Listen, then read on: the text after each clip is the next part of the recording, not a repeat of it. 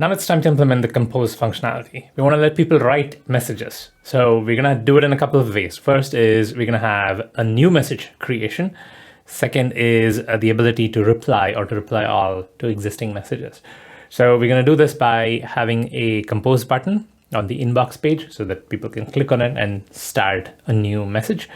And we're also going to have a reply button in an existing message so that they can click on it and then they can pick the people involved in the message and then respond to them. All right.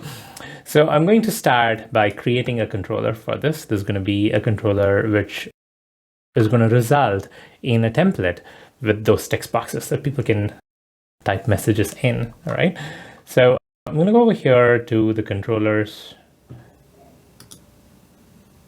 package, which is over here. And I'm going to create a new one, which is compose controller. Okay, this controller is going to have, I'm thinking, two methods. One method is for being that entry point to the compose page, and the other method is for when somebody submits they press send, and then the message contents and the subject and all that stuff is going to go as a post request to another method in this controller. So I'm thinking two. The first one is a get, which gets them the compose page. The second one is a post, which submits the values from the compose page and actually sends the message, right? Let's start with the get first. I'm going to create a method here, call this get compose page. And this is going to have some of the same things that we have in the email view.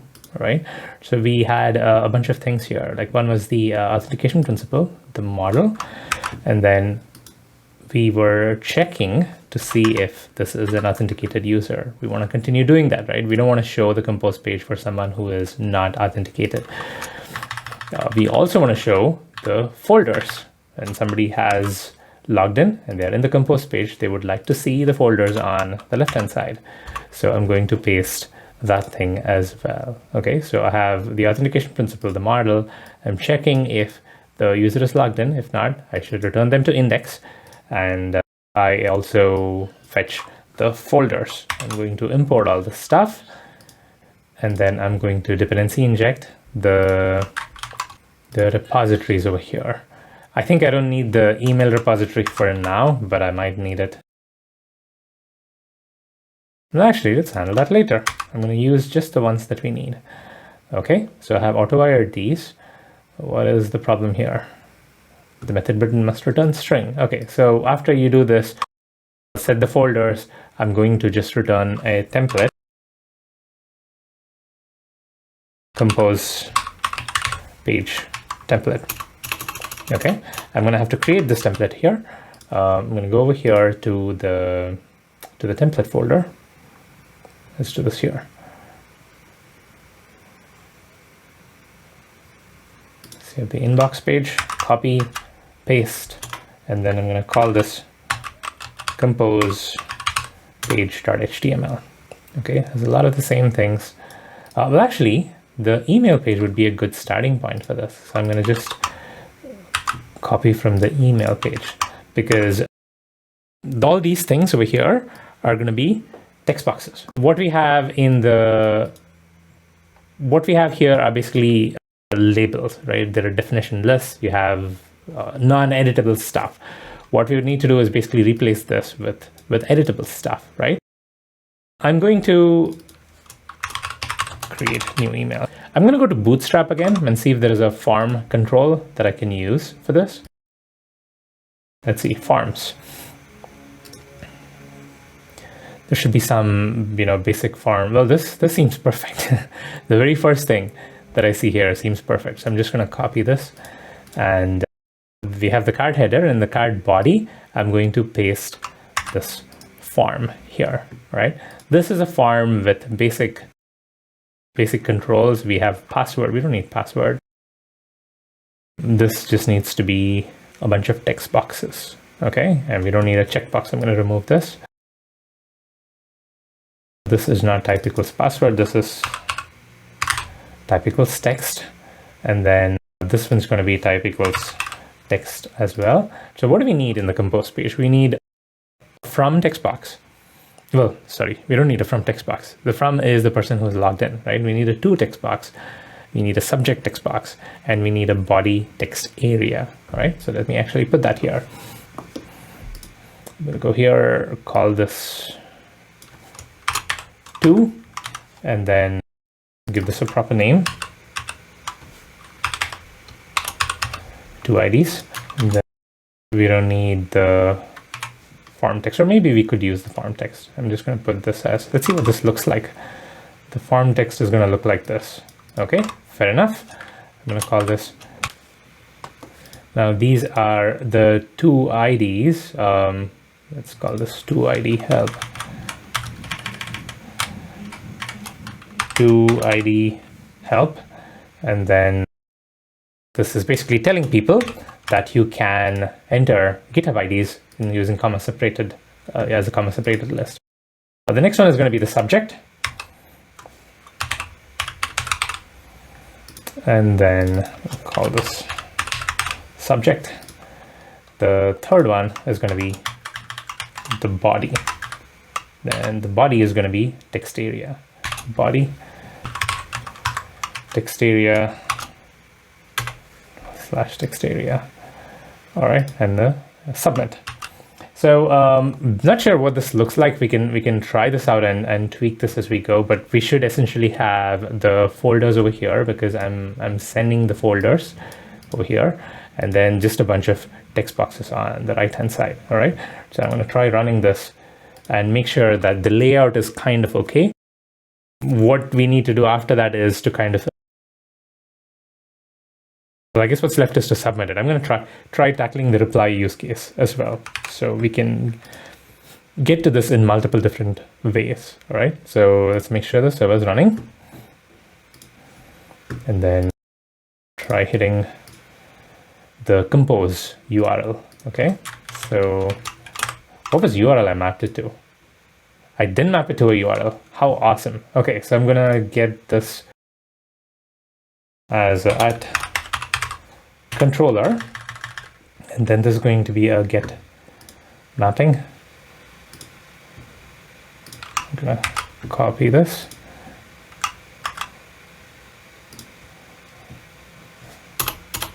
I'm going to call this / compose. Okay. Now we need to wait for the server to reload. Go back to localhost 8080, log in with GitHub, and that's not the URL I'm looking for. What I need is a / compose. Yeah, it's kind of looking okay. This should be good. I'm going to maybe increase the size of the body, perhaps, so that it's not too small. I think it's, I forget what the name of that thing is. It's like, I think number of lines, not the, you don't specify the width for it, height for a text area, you specify the number of lines. So let's see if this can help us out. Is it height? No, it's not height.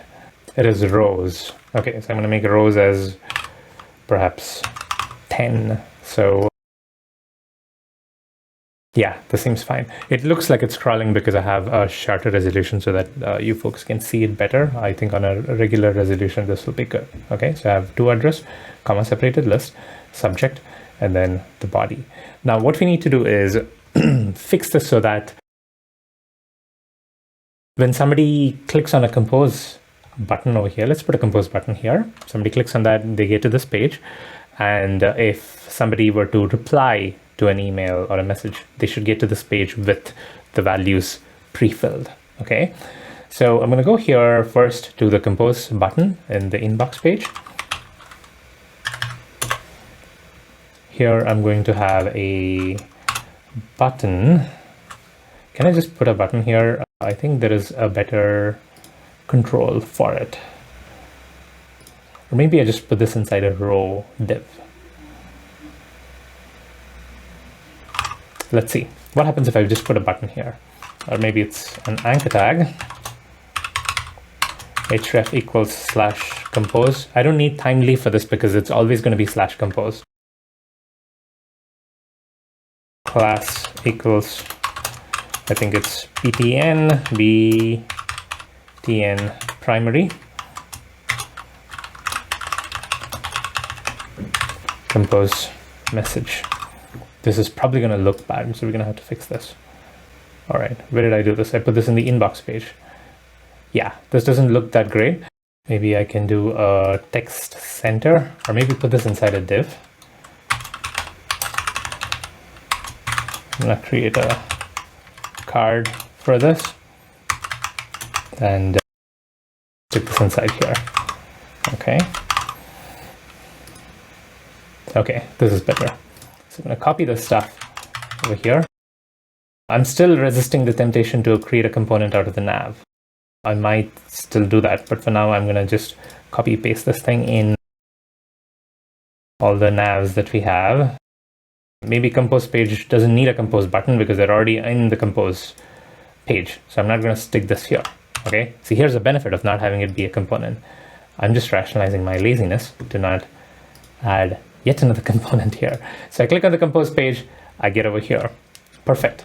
Now the next step is to create a reply and a reply all button. Okay, and now what does this mean? We have to have a button which is going to reply to the essentially the stakeholders in this email, right? Who are the stakeholders? The from and the to, right? So if you're replying just to the from. If you're doing reply all, you're replying to the from and all of the to IDs as well. So what I need to do is get that unique list of IDs, right? There could be duplicates, so I'm going to have to put it into a set and dedupe it, and then, you know, put that into the to address. Thankfully, we don't have CCs and BCCs here, so we don't have to mess with like which field goes where. If you're doing CCs, there is a specific rule, right? So if you have somebody in a CC and you reply all, they have to be in a CC. Somebody in a from has to be in a to. Well, I'm not going to bother with all that. Everything is going to be in a to because that's really the only field we have, okay? All right, now in the email page, I need to have a reply button. Again, I'm going to go to Bootstrap. There should be some kind of a structure for a button as well, like if there are multiple buttons. So this seems like this would do what I want. So I'm going to copy this and put this over here.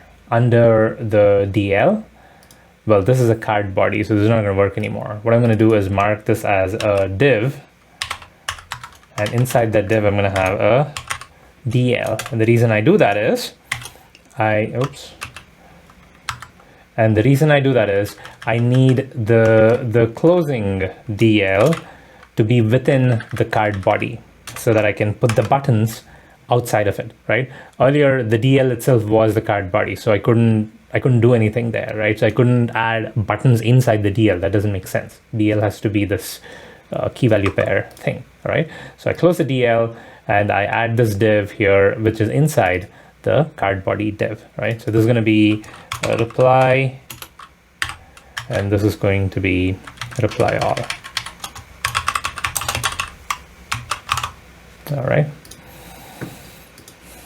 Refresh. Okay, this looks good. Now, when I click on reply, it has to go to the compose page, but it should have the from populated with the from over here. Okay, so it calls for a couple of things. One is you need to send query parameters for what the to is going to be, and then in the compose page you need to accept that and pre-fill the to box with the stuff. So here's what I'm going to do. I'm going to get the query parameter. Okay, so the button for reply is going to be, well, there's going to be an anchor tag so that I can add an href here. Since I have the class be button primary, even if it's an anchor tag, it's still going to look like a button, so that should be fine. All right, so I'm going to have th:/href equals at curly.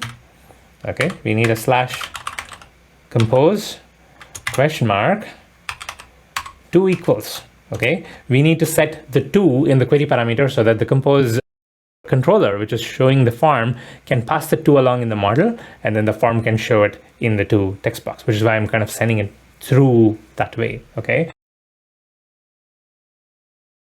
This is a reply. So the 2 is going to be email.from, okay? You're going to reply to whoever sent the email, right? With the reply all, I'm going to have to send it to the 2 IDs, but I also need to make sure that this is no duplicates here, right? I have to make sure that there are no duplicates. Let me just add it for now. I'm going to handle, I think duplicates are still going to be okay in terms of functionality. It just doesn't look good if you have like, you know, the email was sent to Kaushik, Kaushik, Kaushik, because it's the same ID. You don't need to duplicate it.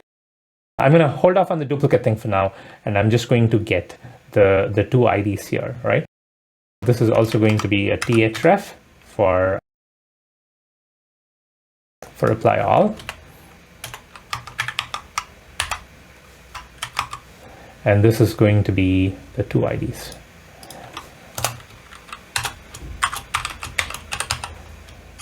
And then I'm maybe going to stick a comma here, and then from as well. So I'm basically getting all the 2 IDs, which I know are comma separated, and then I'm going to add a comma, and then I'm going to put the from as well. So this is truly going to be reply all. I don't like this. I want to handle this in the controller because this is too much stuff happening in the template. This is logic which should be in the controller. So I'm going to move that next. Let's make sure. Go here. And reply. Okay, compose 2 equals Kaushik Kotagal. This is basically going to that as well. So this is good. This is working fine. Now in my compose controller, I need to accept that 2 equals A, B, C. Okay. Not true, that is 2. In my compose controller, I'm going to again copy this line, and this is going to be a string. I'm going to call this 2 IDs. Actually, why don't I do it over here? I'm thinking about deduping over here, because when somebody were to even add as a query parameter, we want to make sure that when we are receiving it, we are deduping it, because, you know, rather than fixing where we are sending it, why not fix it where we are receiving it? So no matter where they come, it's still going to get deduped. I quite like that idea. So that's what I'm going to do. I'm going to get this guy here, the 2 IDs,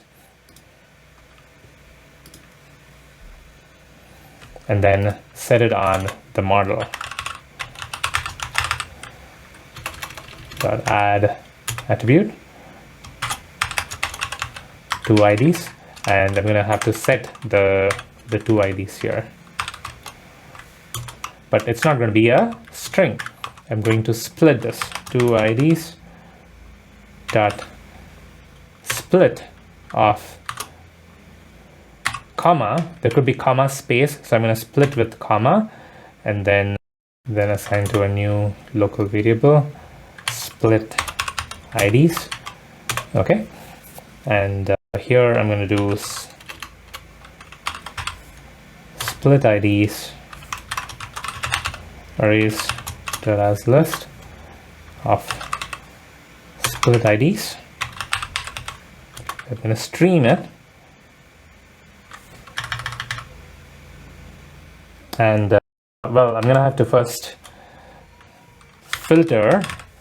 No, before I filter, I need to trim dot map of an ID to string utils dot trim all. Well, I think trim all white space does. Let's see, what does this do? I think trim all white space removes literally all the white space around it. So this is what I want. I'm going to get trim all white space of ID. Let's see if we can look this up. Trim all white space.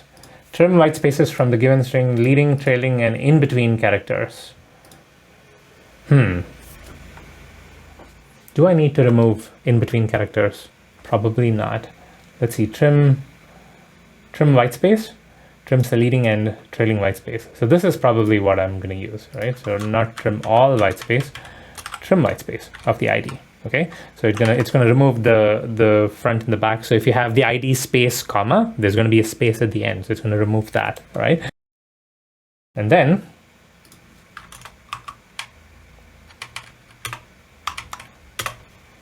I'm going to filter by any ID which really doesn't exist. All right, string utils dot has text of ID, and then I'm going to get distinct dot collect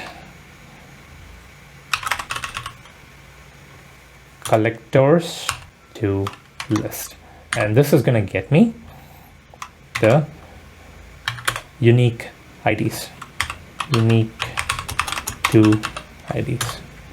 Okay, now that I have the unique to IDs, I can create that string by using the string dot join of delimiter is comma space and then the unique to IDs.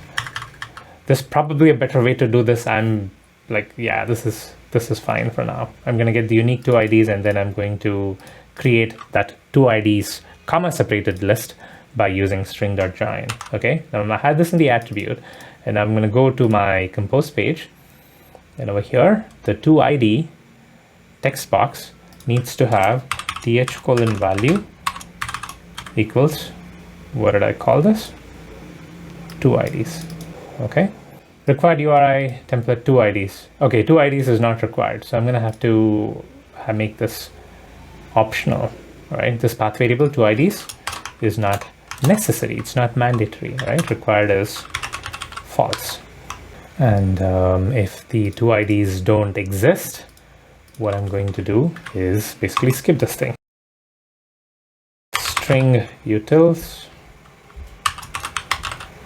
dot has text of two IDs. Okay, it's only then that I'm going to have to do all of this stuff. Otherwise, I can just skip it. All right.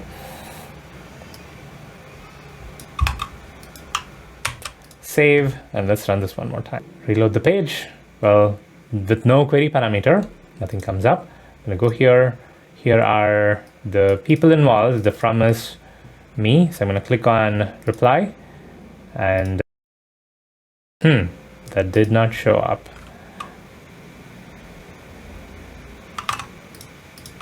I have to take a look at what's going on. Two IDs have th value as two IDs. I'm gonna have to debug this a bit.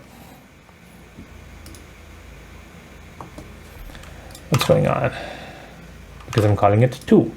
It's not two IDs, it is two. So I'm going to rename this as two. The problem was that I was passing a query parameter with two equals, and I was accepting it as two IDs, okay? Because it's going to take the named variable and automatically map it. You can override it, but I usually like to keep the named variable same as the parameter unless the parameter is a little bit confusing as a variable name. And this one is request param, not path param. I've done the wrong copy paste. Save and retry. All right, I'm going to try reloading the page. Going to localhost 8080 login, and you see this name is showing up because I have this in the two. All right, if I were to add a bunch more, let's actually try doing a reply and reply all. So I'm over here in this email. I have from here, I click on reply, I get the two populated with that. And if I do a reply all, I'm going to get all the three IDs involved, right? They didn't duplicate my ID because it was both in the to and the from. That's where the deduping is helping, okay? So these are the basic wiring of the compose message, the reply and the reply all. Now what's left to do is to actually allow users to fill the form, press submit, and then we have to do the send message action. That involves a bunch of different things. We're going to have to affect the email folders of all of the recipients and also the sent items folder of the person who is sending the message. There are also implications in terms of how many messages are unread. We haven't done the unread count yet, right? There are implications to that too, but that part we're going to tackle later. Let's at least make sure that the compose message and send is going to make sure all the messages go to the right, folder labels and associated with the right folder labels. So let's check that out next.